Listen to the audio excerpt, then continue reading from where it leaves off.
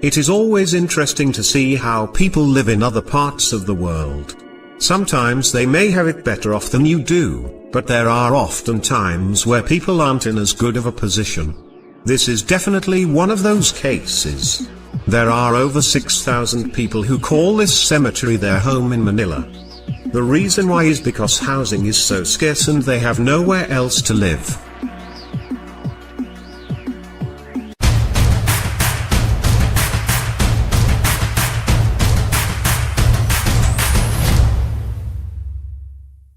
Manila's North Cemetery, the oldest and the largest in Metro Manila with an area covering 54 acres, provides the city's bottom-rung dwellers ample space to live undisturbed.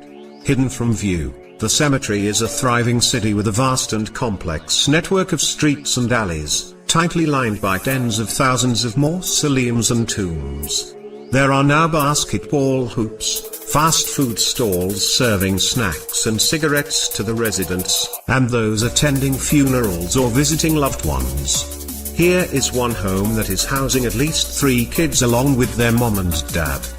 There are karaoke parlors, restaurants, and even internet cafes. Yet, this is still a fully functioning cemetery, with up to 80 funerals taking place each day. Many of the cemetery residents have found work among the dead. Teenagers carry coffins for 50 Filipino pesos, which is worth about 50 American cents. Rows and rows of mausoleums line some of the streets. Children collect scrap metal, plastic, and other garbage to sell. Others look over graves, keeping them clean and protecting them from robbers, who have been known to steal the bones and the ornaments off the tombs. It is hard to know when the first people moved in.